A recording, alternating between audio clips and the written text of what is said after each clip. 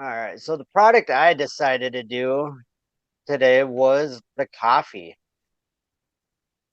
just because it's probably most one of the other most versatile products that you can drink it in use it in so many different ways too. But and with the three different coffees, with the Arabica Cafe, which is by far my favorite, that's because I'm lactose and so I can't use any other creamer, and I like coffee with some creamer in it. Mm. Then there's the Arabica Black and the Arabica Zero Sugar, which I haven't tried yet, but I think I want to. I think that's probably gonna be one of the next coffees we order to give it a try. The Cafe Arabica, with that one, they hand pick their coffee beans, which is a lot of people don't realize how important that is and how much difference that makes it between your store bought coffee that's mass picked by machinery, because machinery can't decipher between a bean that's not ready, a bean that is ready, and a bean that's too old. So then they just over roast everything, destroy all the flavor, and the more you roast it, the less caffeine you get too, and the more bitter it's gonna be. So they go pick the prime berries or the prime beans for that. Uh, it is cultivated. It's grown high in the cool highlands, which makes it more robust beans due to and they do cost a little bit more, but Atomy keeps the prices down. I mean, there's no way you can beat the price of the Atomy coffee. We've done so many different price comparisons, and it's not even close. So that's another huge reason. I mean, Scott knows he'd be broke if he didn't buy the Atomy coffee, drinking as much as he does. The one thing I love about it is the fact that it's lactose free, because, like I said, I am lactose. I cannot drink it. My wife will kill me if I don't.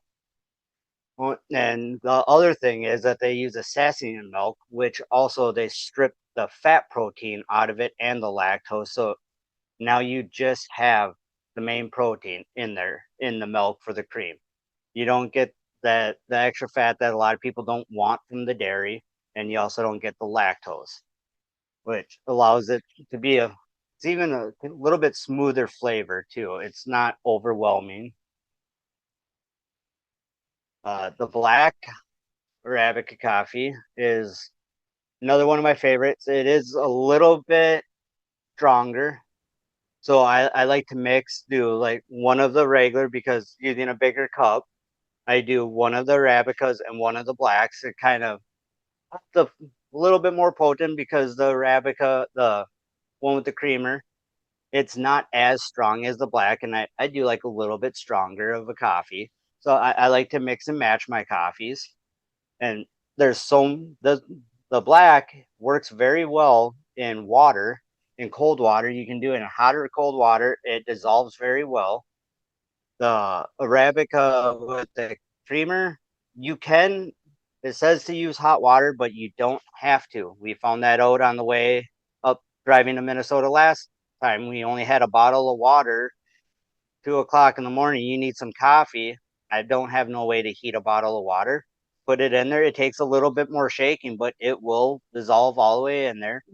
And with it, the creamer in there, it almost tastes like a latte more so, because of the amount of creamer in there and the way it breaks down.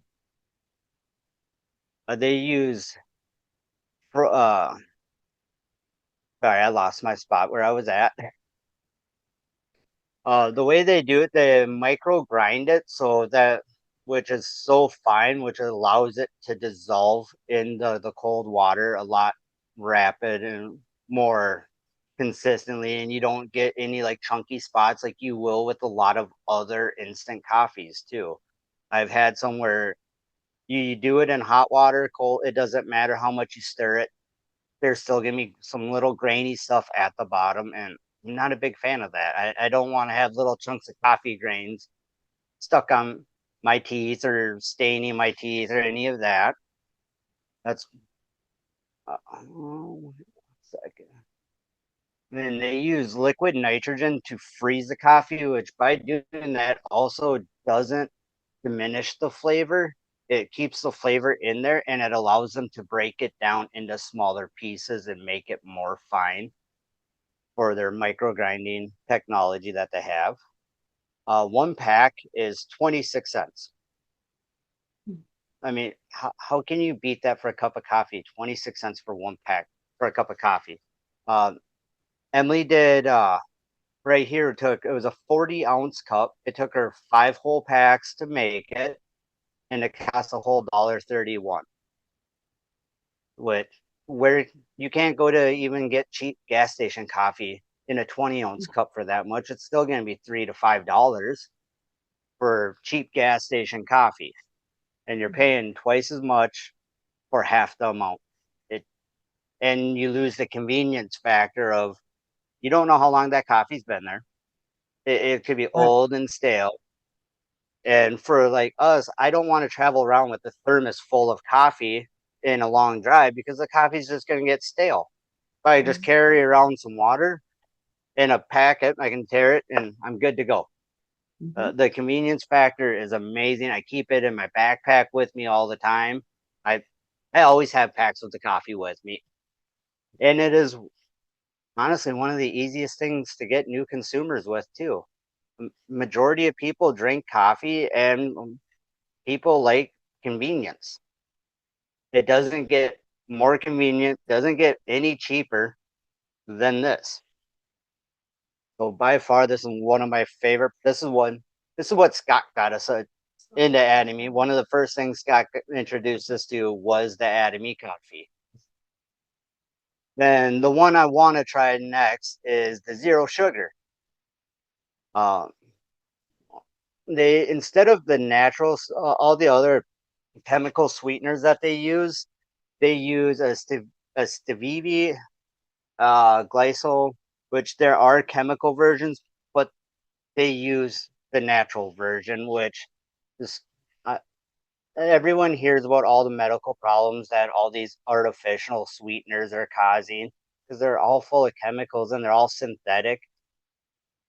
And one thing we love about Atomy is they strive for that natural. If there is a chemical version, they try to find the natural way to make it without having to make a synthetic version. Like there's no synthetic colors, artificial colors, fragrances, anything from. They just use their raw materials and they find the way to do it.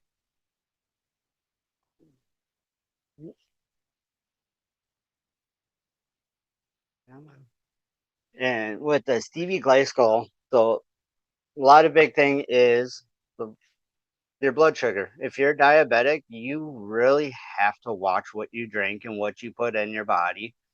And right here shows a graph of the stevia glycosides that they use in the as a sweetener compared to all the other sweeteners and how they affect your blood sugar. And it is 100% certified organic. So I would have made this a little bit longer and gone a little bit, but we've been kind of busy going through our whole getting ready to move. And they also use the green coffee beans, which if you have to hand pick those to get them. You can't just have them uh, mass picked. You're not going to get the green beans. And the green beans actually have a chlorogenic acid in it, which helps reduce body fat. How many people drink coffee to help reduce weight? Not, not too many. Not too many people even think coffee is going to do that for you. But if you pick it right and process it right and you don't pack it full of chemicals and artificial sweeteners and all that other artificial stuff is what causes you to gain the weight. The serving size is 4 packets and about 40 grams and it's 180 calories per serving, and you got 25 servings per container, which is still very very valuable pricing for people that are even trying to help lose a little bit of weight. And this is a huge benefit because not everybody likes tea. The pure tea, I've had it. It's not my flavor, but if I can drink the coffee and it helps, I might prefer the coffee a little bit more over the pure tea.